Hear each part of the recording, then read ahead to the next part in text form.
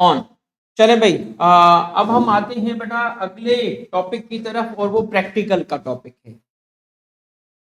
अच्छा, और income from business सबसे इंपॉर्टेंट, सबसे लेंदी, मुश्किल, इसको अब हम रिवाइज करते हैं। ठीक है, जैसे कि इस सेशन को हमने डिजाइन किया, एक थ्योरी का टॉपिक उठाएंगे, एक प्रैक्टिकल उठाएंगे, इस तरह हम सारी रिविजन्स करेंगे। तो इनकम फ्रॉम बिजनेस को अब हम रिवाइज करने लगे हैं।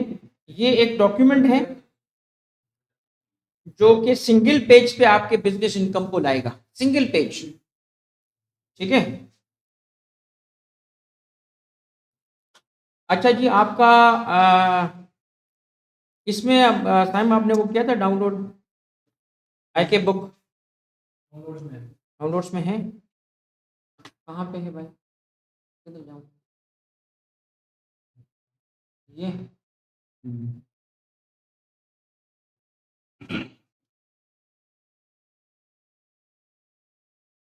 ये है? हाँ, ये। अच्छा बेटा, अब आप जरा एक नज़र अपनी आईकेप की बुक को भी साथ साथ देखते रहें, ताकि आपको पूरी जो कवरेज है वो समझ आ जाए। इनकम फ्रॉम बिजनेस का चैप्टर जरा देखें यहाँ पे। ये इनकम फ्रॉम बिजनेस के चैप्टर में दो चैप्टर्स आप आ रहे हैं, चैप्टर 7 और 8, दोनों बिजनेस के। अगर आप इसके पेज के नंबर देखें, 95 से स्टार्ट हो रहा है, 131 तक जा रहा है। तो 131 का मतलब एक नंबर अगर माइनस करें 130 तक, तो 30 पेज और 5 पेज, 35 पेजेस हैं। 35 पेजेस का चैप्टर एक पेज में आ सकता है, आ गया है। हैं? नहीं नहीं मसला ये बेटा आ चुका है। तो आपकी जो है ना लाइफ आसान हो जाएगी, अगर आप अगले 25 मिनट मुझे तवज्जो से सुनोगे। टारगेट 25 मिनट ही होगा, इसे ज़्यादा टाइम देने की ज़रूरत नहीं है। अगर वो कहीं डिस्कशन चल पड़ा और मुझे लगा, तो मैं टाइम फ्लेक्सिबल होता है मेरा, जरूर नहीं 25 मिनट करूँ। ऑनलाइन बेटा स्टार्ट करूँ? बताएं, आप रेडी हो? अच्छा, अब आप सिर्फ एक काम करेंगे, ये पेज बना हुआ है, आपके साथ इसको हम शेयर कर देते हैं। और जो किसी ऐसे ग्रुप में है, जिस ग्रुप को ऑलरेडी है, मगर काफ़ी बच्चे ऐसे भी तो हैं जो हो सकता है कि बाहर से इस वक्त ना हो रजिस्टर्ड, तो इसीलिए आप इसको शेयर कर दो ग्रुप के अंदर। शेयर अगर नहीं, आपको भी कर देंगे। जो भी आज आज चीज़ें यूज़ करूंगा प्लीज़ लेके जाइएगा। तो ये भी ले लीजिएगा मुझसे। ठीक है बेटा, स्टार्ट करें बेटा? जरूरत नहीं है किसी को इस वक्त इस पेज की, सामने देख सकते हो।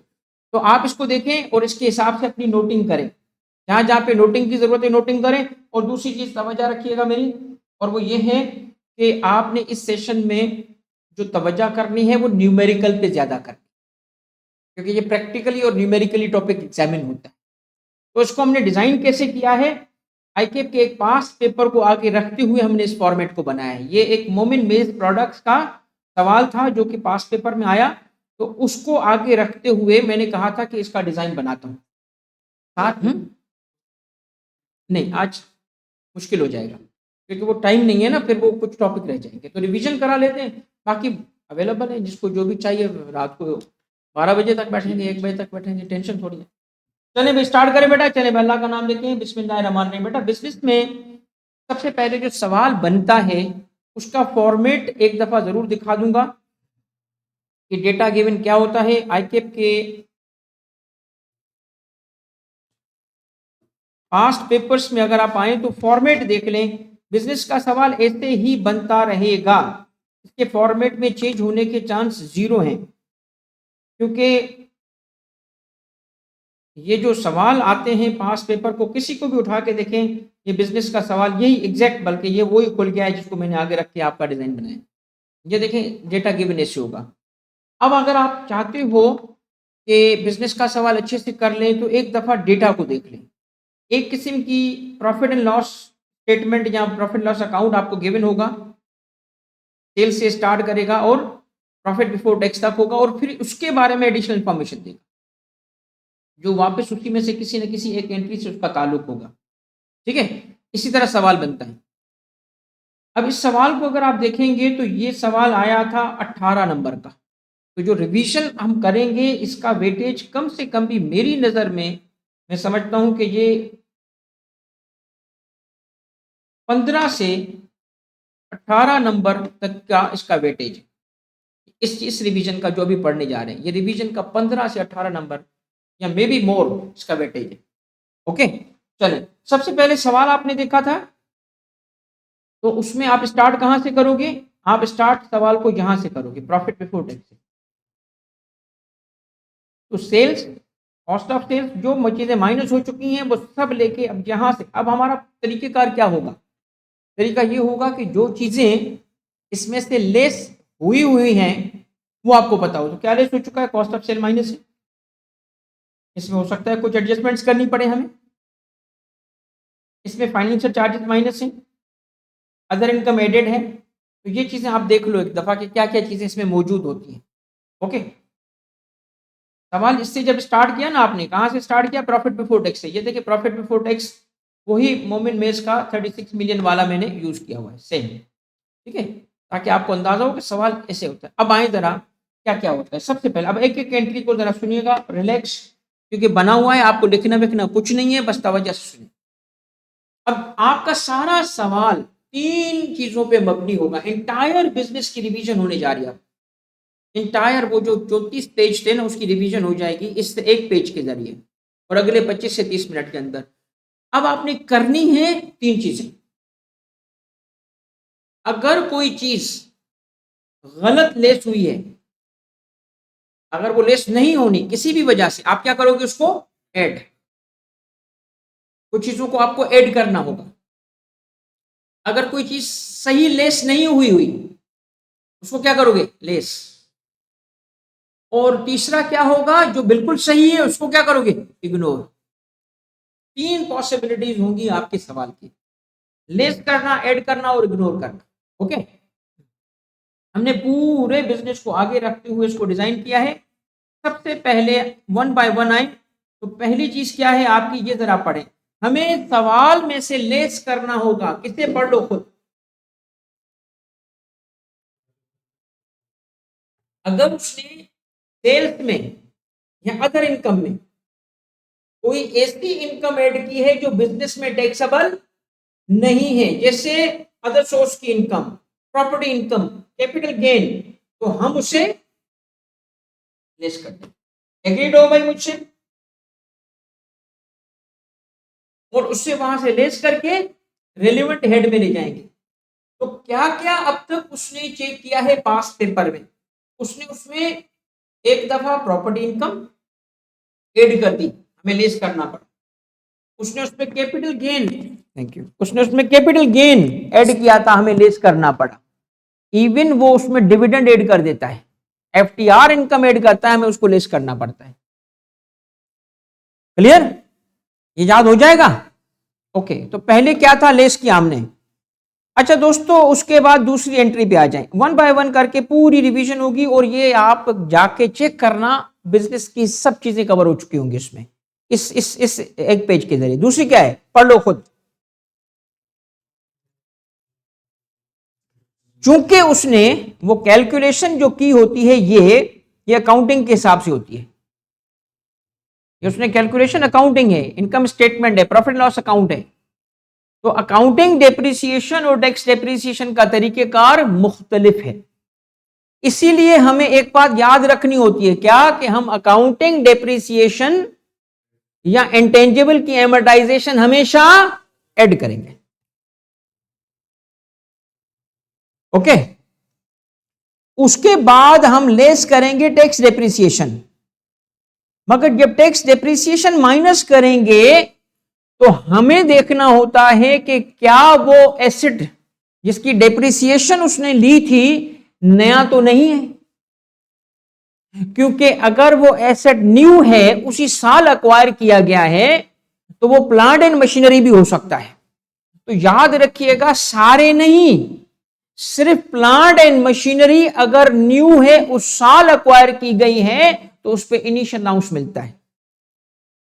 आइए इनिशियल अलाउंस को रिवाइज करते हैं। टैक्स डेप्रिसिएशन की 2 किस्में हैं, एक इनिशियल अलाउंस, एक नॉर्मल डेप्रिसिएशन। 100 रुपी या 100 मिलियन, 100 की कॉस्ट ले लो एसेट की, अगर उस पे इनिशियल अलाउंस मिलना होगा तो initial allowance is a one time deduction, जो कि पहले साल 25% ऑफ कॉस्ट मिलता है। 3 बातें मैं बोली मैंने। पहले साल वन टाइम, सिर्फ पहले साल वन टाइम 25% किसका? कॉस्ट। मगर कौन से एसेट पे? सिर्फ प्लांट एंड मशीनरी पे, जो first time use in Pakistan हो रहा हो। तो इसका मतलब है लोकली न्यू परचेज किया हो, न्यू इंपोर्ट किया हो, इवन यूज्ड इंपोर्ट किया होगा, तब भी वो हमारे पास फर्स्ट टाइम यूज हो रहा होगा। तो अगर plant and machinery local used purchase किया है वो शामिल नहीं होगा, क्योंकि ऑलरेडी यूज है। लोकल न्यू भी शामिल होगा, इंपोर्टेड न्यू भी शामिल होगा, इंपोर्टेड यूज्ड भी शामिल होगा, क्योंकि first time use in Pakistan है। 25% किसका? कॉस्ट का। इसमें एक और बड़ी इंपॉर्टेंट बात है, एडवांस पॉइंट है। वो क्या है कि अगर प्लांट एंड मशीनरी का ट्रायल प्रोडक्शन हुआ था तो फर्स्ट यूज, टर्म सुनिएगा, फर्स्ट यूज और कमर्शियल प्रोडक्शन अलग अलग साल में चली जाए। फर्स्ट यूज और कमर्शियल प्रोडक्शन अलग अलग साल में हो जाए तो कमर्शियल प्रोडक्शन वाले साल में ये डिडक्शन मिलेगी। इसका मतलब है कि पहले साल आपने एसेट को यूज किया फॉर ट्रायल बेसिस, मगर इनिशियल अलाउंस नहीं मिलेगा। इनिशियल अलाउंस कब मिलेगा? जब कमर्शियल प्रोडक्शन होगी। तो इनिशियल अलाउंस के साथ ये टर्म यूज कर लो, commercial production. Example, tax year है हमारा 2026 और उस साल पहले साल हमारे पास है ईयर 1, जब क्या हुआ था उसका trial production. Trial production activities में वो यूज हुआ था। हमारे पास है ईयर 2, ये साल क्या हुआ था? कमर्शियल प्रोडक्शन हुई थी, ठीक है। अमाउंट था 100 का, नॉर्मल डेप्रिसिएशन 15% है। पहले साल यूज होने की वजह से हम 100 पे 15% की डिडक्शन लेंगे, क्योंकि यूज होने पे नॉर्मल डेप्रिसिएशन मिलती है।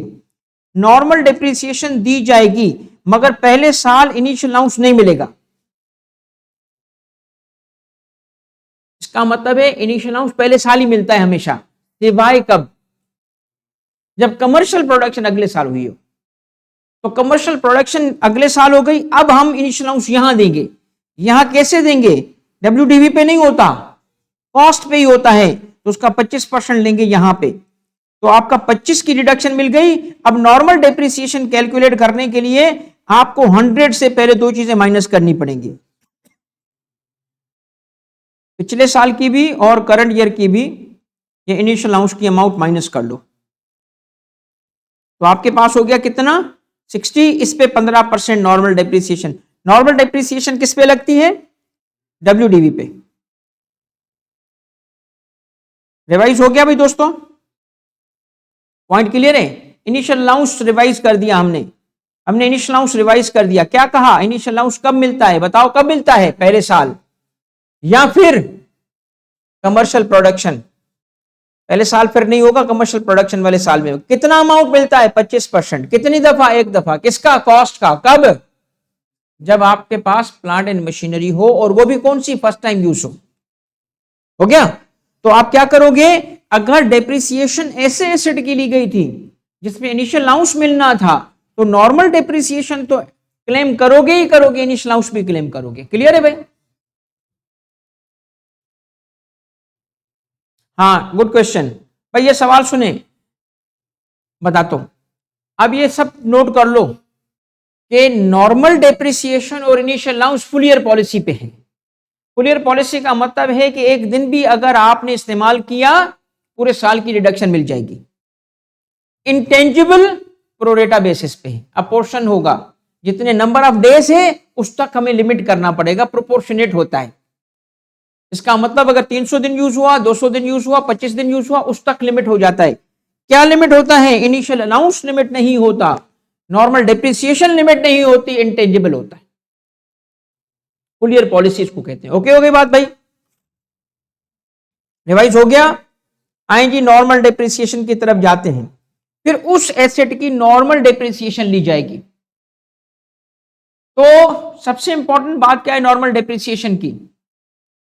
कि नॉर्मल डेप्रिसिएशन क्लेम करने के लिए 3 रिक्वायरमेंट्स हैं। एसेट डेप्रिशिएबल एसेट हो, एसेट डेप्रिशिएबल एसेट हो, ओन्ड हो। लीज एसेट पे नहीं डेप्रिसिएशन मिलती। एसेट डेप्रिशिएबल एसेट हो, ओन्ड हो और बिजनेस में यूज हो। ओके, ऐसे एसेट को हम डेप्रिशिएट करेंगे और डेप्रिसिएशन का फॉर्मूला क्या होगा? WDV, रिड्यूसिंग बैलेंस मेथड है। WDV पे रेट लगाएंगे जो प्रिस्क्राइब्ड रेट होगा। अब रेट पेपर में गिवन होता है, एंड पे आप देखेंगे तो रेट्स होते हैं, ये टैक्स रेट्स भी होंगे और डेप्रिसिएशन रेट भी होंगे। ये देखें डेप्रिसिएशन का रेट गिवन है प्लांट एंड मशीनरी का, तो रेट नॉर्मली डेप्रिसिएशन का गिवन होगा। ओके हो गई बात? ऑनलाइन क्लियर है बेटा?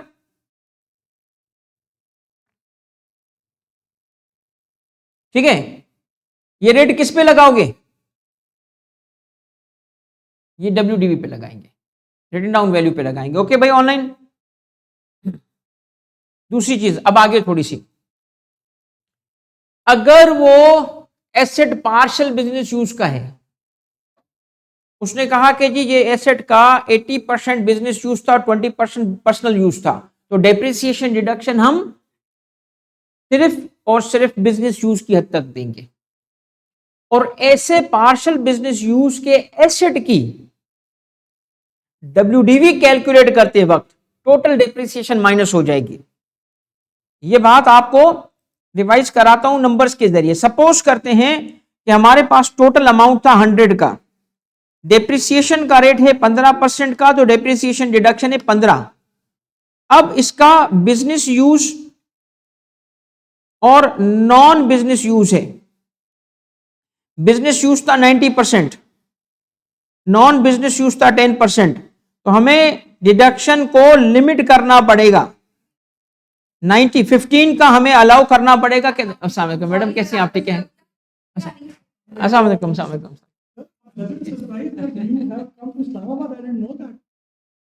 आपको नहीं पता? आपसे नहीं, अच्छा, लास्ट मुलाकात हुई थी आपके ऑफिस में। यस यस, तो आई डोंट नो कब इधर आ गए, बट वेरी नाइस, आप आराम से पढ़ाएं। चलिए, ये असल में मैं बोल यही रहा था कि ये मैडम ने बुलाया हमें।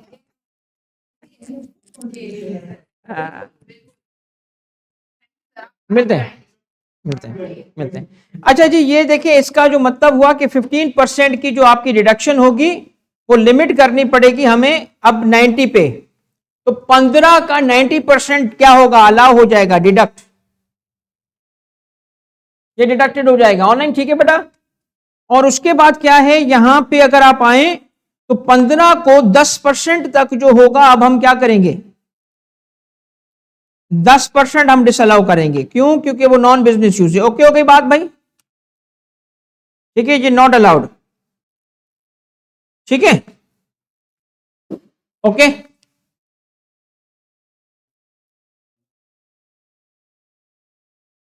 अब बताएं भाई, डेप्रिशिएट तो फिर भी 15 से हुआ ना, तो WDV जब कैलकुलेट करोगे अगले साल तो 100 में से कितना माइनस करोगे? अब यहां बच्चा गलती करता है, 13.5 माइनस करता है। नहीं, WDV के लिए आपको पूरा 15 माइनस करना पड़ेगा, क्योंकि वो नॉन बिजनेस यूज भी यूज है, उसके लिए भी तो यूज हुआ वो। समझ आ गया? तो अब की बार 85 पे आप रेट लगाओगे 15% डेप्रिसिएशन का। क्लियर है भाई? और इसका आखिरी पॉइंट क्या था? अगर ये एसेट करके दूं, चलो मैं कर देता हूं बेटा, ताकि आप सबका रिवाइज भी हो जाए नंबर्स के थ्रू। ठीक है, बिजनेस एंड न्यूमेरिकल है, मगर फिर 25 मिनट नहीं लगेंगे। फिर याद रखना, मैंने कहा कि फिर 25 मिनट नहीं होंगे, फिर आपको एडजस्ट करना पड़ेगा। कितने पे? 35 पे कर लोगे? ओके, टॉपिक इंपॉर्टेंट है भाई, पहला टॉपिक इंपॉर्टेंट था, टेंशन खत्म हुआ, इजी है ना? चलो बेटा अब आ जाए, 15% इसका लगाएं। अब की बार रेट चेंज हो गया। इस दफा बिजनेस और नॉन बिजनेस यूज जो था वो हम ले लेते हैं डिफरेंट। कैसे?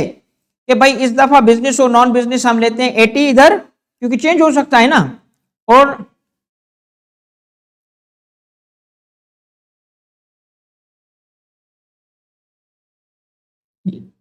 ये भाई ये मिल गया, और 20 इधर, सही है। तो इसका आपने 80 अलाउ कर देना है और 20 को डिसअलाउ कर देना है। ये डिडक्ट किया, ये नॉट अलाउड हुआ। अब अगर तीसरे साल हो रहा है डिस्पोजल, ये तीसरे साल डिस्पोजल हुआ, तो हमें क्या कैलकुलेट करना होता है डिस्पोजल के वक्त? डिस्पोजल के वक्त आपको WDV चाहिए और उससे क्या माइनस, कंसीडरेशन रिसीव्ड चाहिए, उससे क्या माइनस करोगे? WDV। ठीक है भाई, आपके पास कंसीडरेशन रिसीव्ड गिवन होगी, उसे WDV माइनस करोगे। WDV माइनस करोगे तो क्या होगा भाई बताओ? गेन या लॉस आ जाएगा। तो ये गेन या लॉस कैलकुलेट करने का फार्मूले के लिए हमें अब WDV कैलकुलेट करनी है। CR बाद में लिखते हैं, जो भी CR है बाद में लिखते हैं, हमें चाहिए WDV। अब यहां याद रखना कौन सा एसेट है, बस ये याद रखना है पार्शियल बिजनेस यूज वाला एसेट है। सिर्फ यहां ये काम करेंगे जो करने वाला हूं मैं। कहता है जी इसमें ले आप सबसे पहले क्या कॉस्ट 100। अब आप करें पहले, इससे क्या करना है, आप इससे माइनस करके जो नॉर्मल मेथड है WDV का वो निकालो। तो नॉर्मल मेथड में हम ये 15 माइनस कर रहे थे, हमने माइनस कर दिया। नॉर्मल में हम 12.75 माइनस कर रहे थे, वो हमने माइनस कर लिया। तो 100 माइनस 15 माइनस 12 ये हो गया ना। कहता है ठीक किया आपने, मगर क्या हुआ? डिस्पोजल हुआ। बस याद रखना है डिस्पोजल के वक्त एक स्टेप और बढ़ेगा। अब आप इसमें एक अमाउंट ऐड करोगे, इधर ऐड करोगे ताकि वो बढ़ जाए। WDV बढ़ने से क्या होगा? ये देखें, WDV बढ़ने से गेन कम हो जाएगा। फायदा दे रहा है गेन को कम कराने के लिए। कहता है क्या ऐड करो? कहता है जो डिसअलाउ किया था वापस ऐड कर दो। Not allowed 1.5, not allowed 2.55 add करके यहां से ऐड कर दो। दोनों को ऐड करके बढ़ा दो WDV को ताकि ये माइनस करें। तो अब आपके पास क्या था? आपके पास ये थी रियल WDV और ये आपकी टैक्स की WDV आ गई। कहता है कि रियल को छोड़ो, टैक्स की WDV को लो। सपोज करते हैं कि 78 CR है हमारे पास और रियल WDV अगर माइनस करते तो रियल इतना था और गेन कितना आने जा रहा था? गेन आ जाता हमारा इतना। कहता है नहीं ऐसे नहीं करो, 78 में से आप क्या माइनस करोगे? कहता है टैक्स की जो अभी मैंने कैलकुलेशन करवाई हो वो माइनस कर लो। तो देखिए क्या हुआ, गेन बढ़ा के कम हुआ? कम हुआ। ये याद रखिएगा स्टेप, पार्शियल बिजनेस यूज के एसेट्स में होगा, रियल गेन को कम करवा रहा है। क्यों कम करवा रहा है? क्या लॉजिक बताई थी मैंने? ताकि पार्शियल बिजनेस यूज के एसेट का पार्शियल पर्सनल यूज भी होता है, तो लोगों के लिए आम market, second hand market create कर रहा है ताकि इंसेंटिव देगा तो बेचेंगे ना, वो सेकेंड हैंड मार्केट क्रिएट हो जाएगा चीजों का गरीबों के लिए। क्योंकि हर कंपनी क्या करेगी? बेचेगी। क्यों? ताकि वो लॉस को रिकूप कर ले, जितना नुकसान हुआ था वो वापस हो जाए। वो बेच देंगे, बेचेंगे तो क्या होगा? वो मार्केट में जाएगी चीज और वो नहीं ले लेंगे। ठीक है, ये बात आपको रिवाइज हो गई दोस्तों। वापस जाते हैं शीट पे कि शीट में हमने क्या कहा? हमने कहा 3 कंडीशंस होती हैं। कौन सी 3 कंडीशंस होती हैं? 3, एसेट का डेप्रिशिएबल एसेट होना, ऑन होना और उसका बिजनेस में यूज होना। मगर यूज 2 किस्म का हो सकता है, फुल और पार्शियल। पार्शियल हो गया तो फिर 2 बातें याद करनी पड़ेगी। एक कि ड्यूरिंग द ईयर जब आप WDV कैलकुलेट करोगे तो कॉस्ट में से टोटल डेप्रिसिएशन माइनस करोगे, अलाउड और नॉट अलाउड दोनों। मगर जब डिस्पोजल होगा तो जितना डिसअलाउ किया था वो वापस ऐड कर देंगे WDV। ठीक हो गया भाई? ऑनलाइन वालों क्लियर है ये बात? Are we clear? ओके। अब कुछ चीजें ऐसी हैं डेप्रिसिएशन की जो आगे चल के कनेक्ट होंगी, सारी एक जगह पे नहीं है, फिर भी दोबारा भी चीजें आएंगी। ठीक है, अच्छा इसके बाद क्या है? एक चीज और, ये जरा पढ़ लें। एसेट है, ये देखें लिखा है लेस करना है। क्या लेस करना है भाई? Accounting gain.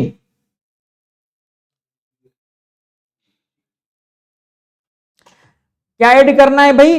Accounting gain. अब आप देखोगे सवाल के अंदर अगर उसने कहीं पे इसने नोट के जरिए वजाहत की होगी, डिटेल दी होगी, कहेगा अदर इनकम में, इसके चांस है अदर इनकम में ही एक एंट्री दे देगा। अदर इनकम में कहेगा जी ये 10 रुपए का गेन हुआ है इसको, मगर ब्रेकअप इसका यहां दे देगा कि 10 रुपए का गेन आया कैसे। और वहां जो डिटेल देगा ना उसमें वो आपको बताएगा कि जी एसेट कौन सा था और 10 रुपए का गेन कैसे आया? जब आपने देखा कि जी 1 साल पहले 2 साल परचेज किया हुआ एसेट बिका है और गेन आया है, तो आपको 2 किस्म की इंफॉर्मेशन उस नोट में मिलेगी, एक अकाउंटिंग की, एक टैक्स की। कॉस्ट तो दोनों में सेम होती है, डेप्रिसिएशन अलग अलग होती है। तो वो क्या करेगा, आपको इतना डेटा दे देगा कि सेम एसेट का जिसका अकाउंटिंग गेन आया है, अकाउंटिंग गेन आप एडबैक करोगे। क्यों एडबैक करोगे अकाउंटिंग गेन? क्योंकि उसमें डेप्रिसिएशन अकाउंटिंग की यूज हुई है। हम जिस गेन को टैक्स करते हैं वो टैक्स गेन होता है, जिसमें टैक्स की डेप्रिसिएशन होती है, और दोनों में फर्क हो जाता है। अब इसकी एक वर्किंग देखते हैं। सपोज करें एसेट तो था 100 का, ओके, मगर जो डेप्रिसिएशन है, ठीक है, डेप्रिसिएशन है वो अकाउंटिंग डेप्रिसिएशन 40 थी, तो अकाउंटिंग का गेन था ये, मगर टैक्स की डेप्रिसिएशन मुख्तलिफ होती है, क्योंकि टैक्स की डेप्रिसिएशन में इनिशियल अलाउंस भी माइनस हुआ होता है और वो ज्यादा होता है। वो ज्यादा होने की वजह से हमारे पास थी 65 की। तो अब सवाल ये है कि वो हमें डेटा देगा तो हम कैलकुलेशन कर पाएंगे ना 35 इस तरह। तो हमें क्या करना होगा, ये गेन अकाउंटिंग का गेन है और ये गेन टैक्स का गेन है, कौन सा वाला क्या करेंगे, जो ऑलरेडी शामिल है उसको लेस करेंगे। तो लेस हो जाएगा कौन सा, अकाउंटिंग गेन, और ऐड हो जाएगा कौन सा, टैक्स गेन। लॉजिक समझ आ गई? क्यों भाई, लॉजिक समझ आई कि नहीं आई? ये डेप्रिसिएशन है अकाउंटिंग की और ये डेप्रिसिएशन है टैक्स की, और ये मैं ऐड नहीं लेस कर रहा हूं, प्लीज नोट कीजिएगा। ये 100 से 40 माइनस हो रहा है, 100 से 65 माइनस हो रहा है, तो ये उसने शामिल किया होगा। हम इसको क्या करेंगे, अकाउंटिंग की वजह से लेस कर देंगे और हम रिकैलकुलेट करेंगे टैक्स को और ये कर देंगे। मगर दोस्तों एक और पॉसिबिलिटी है, पता है कौन सी पॉसिबिलिटी? ये है कि ये जो 100 में ले रहा हूं ना, ये 100 जो मैं ले रहा हूं ये है WDV। रुको, इस सवाल को मुकम्मल करने के लिए कुछ अब एडिशनल इंफॉर्मेशन देता हूं ताकि तीसरा केस भी दे सकूं। Now let's start different way में। अब मैं फिगर्स चेंज करने लगा हूं, ये फिगर्स चेंज हो जाएंगी, ये पहला कॉन्सेप्ट छोड़ दो, ओके। 100 को अब की बार मैं कॉस्ट ले रहा हूं, WDV नहीं, और ये मैं ले रहा हूं उसकी डेप्रिसिएशन, एक्यूमुलेटेड डेप्रिसिएशन, ओके। तो ये हो गया WDV, ओके। अब WDV में जरा कॉन्सेप्ट समझाने के बाद सवाल को मुकम्मल करूंगा। ये है कॉस्ट, ये है टैक्स की डेप्रिसिएशन, और ये है टैक्स की WDV, ओके। अब मैं आपको देने जा रहा हूं CR, कंसीडरेशन रिसीव्ड, ठीक है। 80 का एसेट बिका, 80 का एसेट बिका, तो गेन कितना, अब 20 का गेन आ गया। इधर 80 का एसेट बिका, कितना गेन,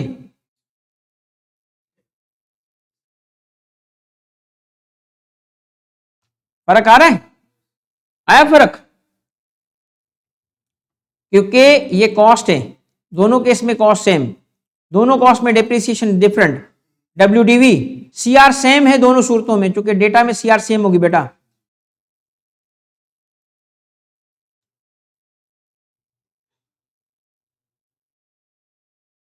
हाँ भाई क्लियर है, फिगर समझ आ गई?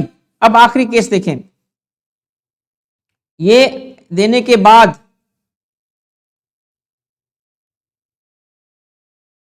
ये देखें यूं सिचुएशन बन सकती है। अब ये सिचुएशन को मैं चेंज करने लगा हूं, ये देखें,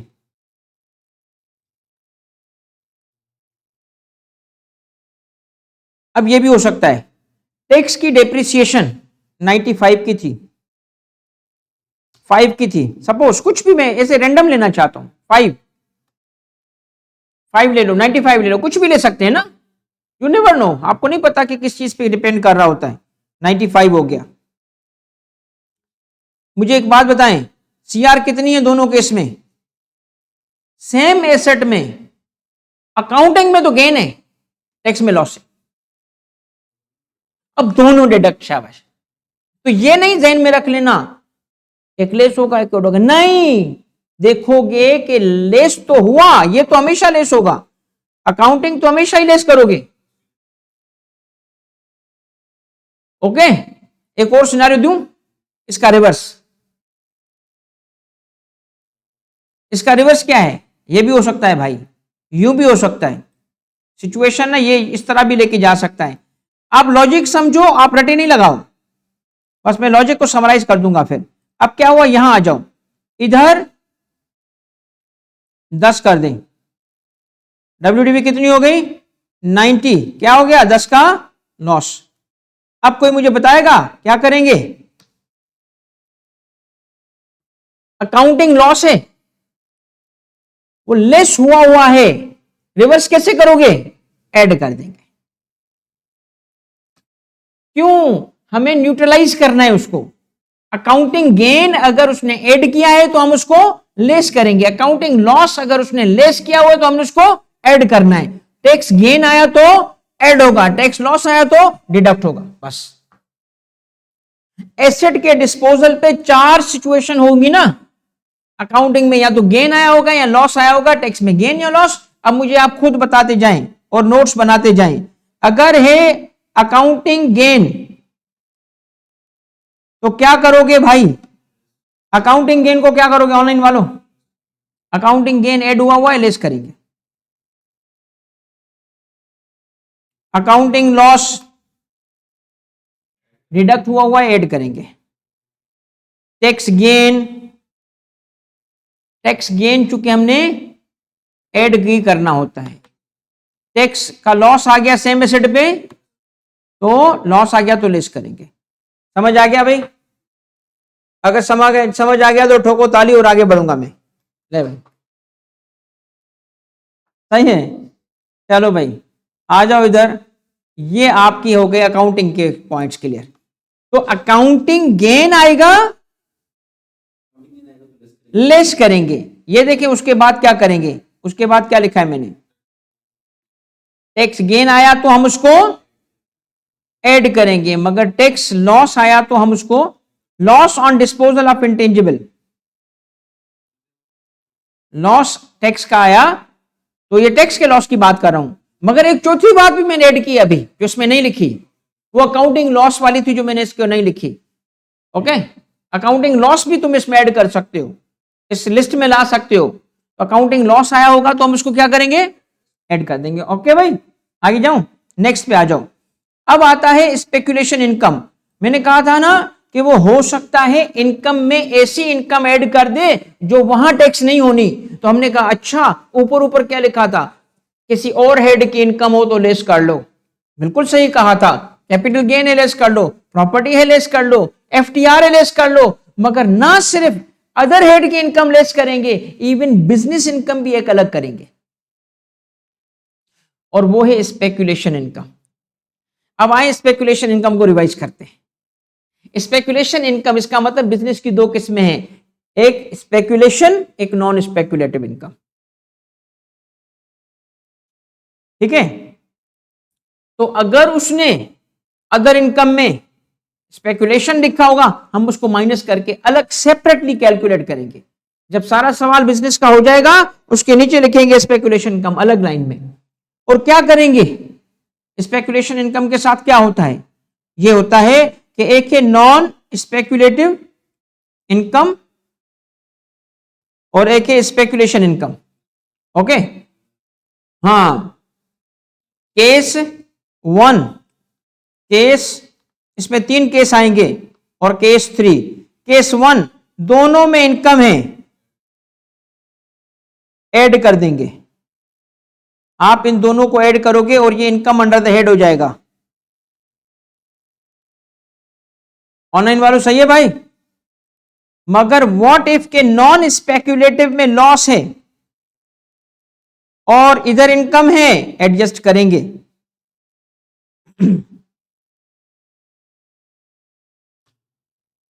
मगर व्हाट इफ के यहां पे इनकम है और यहां पे लॉस है, अब हम इस लॉस को सेट ऑफ नहीं कर सकते।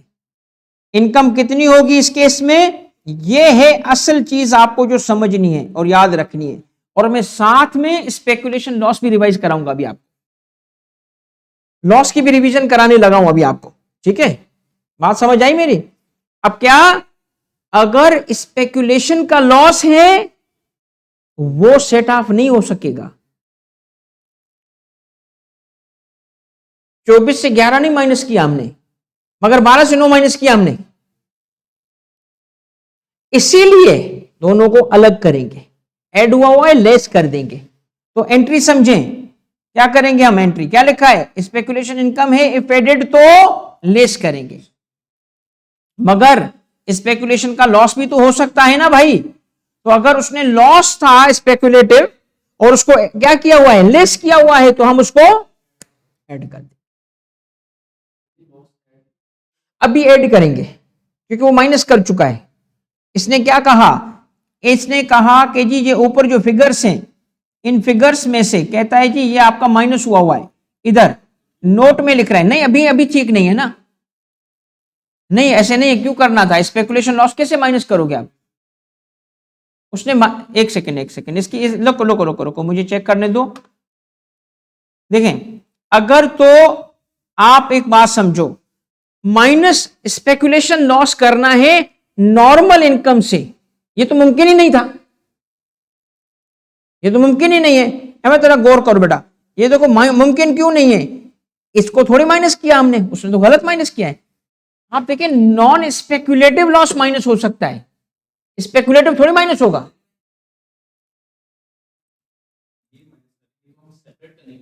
पहली बात क्या है, उसने किया क्या है, सवाल में गिवन क्या है, गिवन में स्पेकुलेशन को उसने, स्पेकुलेशन लॉस को उसने माइनस किया हुआ है ना, तो हम उसको करेक्ट कर रहे हैं ना, ऐड करेंगे, सही कर रहे हैं। अभी ये तो सही किया ना, ये सही किया कि नहीं किया। अब हम करेंगे क्या, अब हम सारा सवाल कंप्लीट हो जाएगा तो एंड में स्पेकुलेशन पे आएंगे और देखेंगे करंट ईयर की स्पेकुलेशन इनकम है, करंट ईयर का कोई स्पेकुलेशन लॉस है, आपस में सेट ऑफ करेंगे, स्पेकुलेशन को स्पेकुलेशन से सेट ऑफ करेंगे। मगर सवाल में तो उसने जमा किया था, तभी तो अलग कर रहे हैं हम, वही तो कर रहे हैं जो तुम बोल रहे हो। सवाल में डेटा देते वक्त वो अलग थोड़ी करता है, सवाल के अंदर तो उसने मिक्स किया हुआ है सब कुछ, तभी तो हम उसको लेस तो रेड कर रहे हैं स्पेकुलेटिव को, तभी तो हम उसको अलग कर रहे हैं जो तुम बोल रहे हो।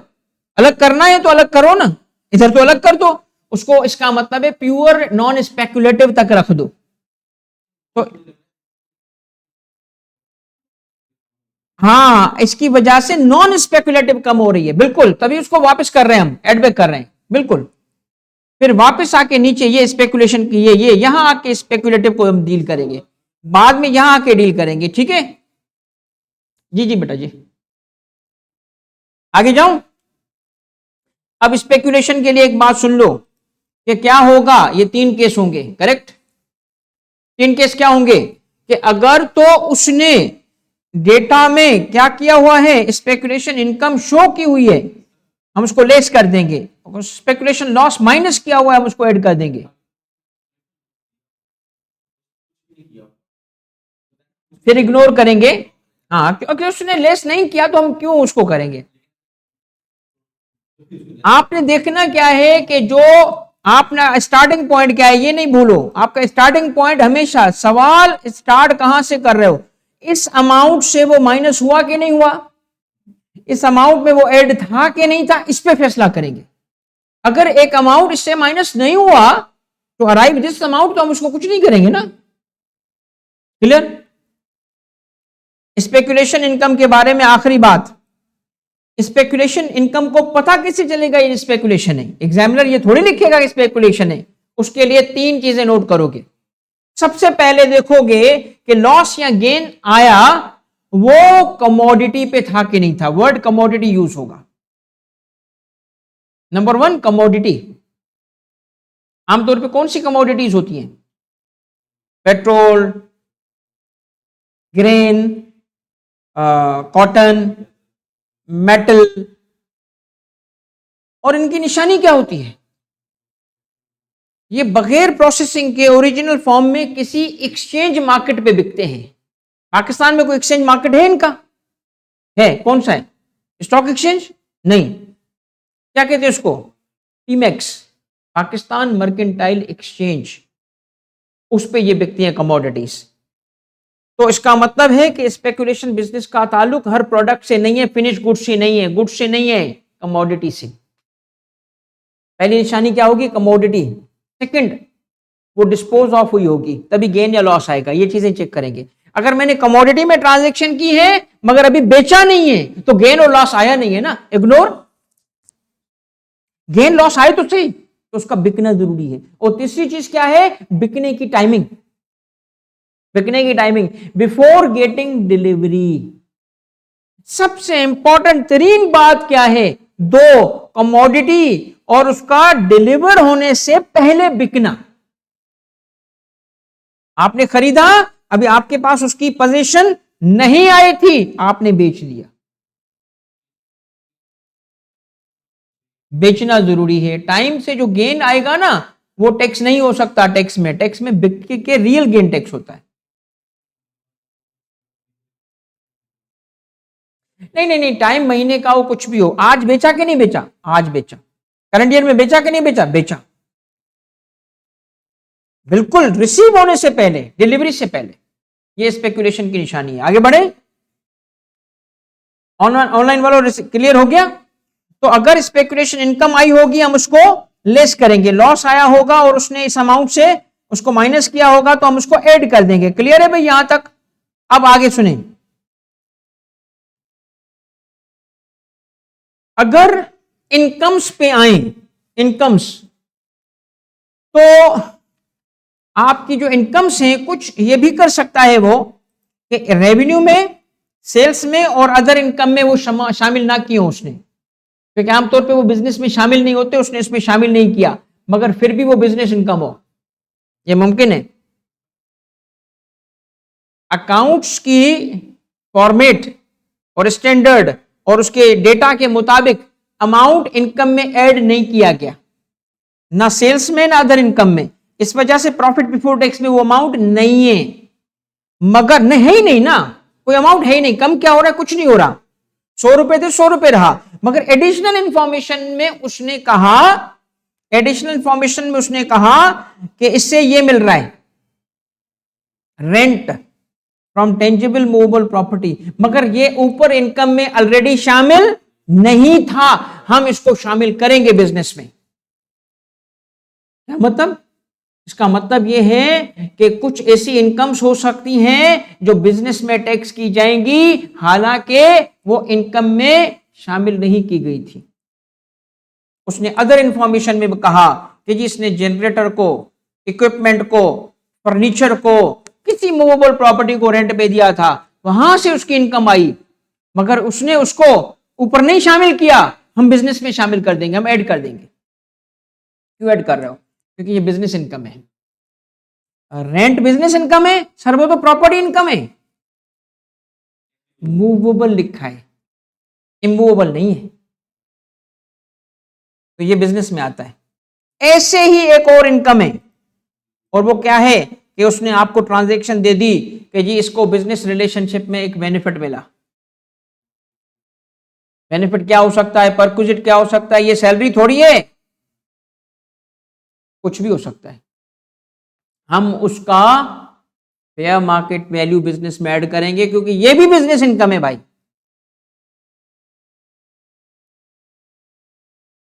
यहां तक रिवाइज हो गया भाई? अब आता है one of the most important revision point, और वो क्या है? वो है सेक्शन 21 की 22 एंट्रीज। ये हर क्वेश्चन में होगा, ये हो नहीं सकता कि ना पूछे, हर जगह पाए जाते हैं।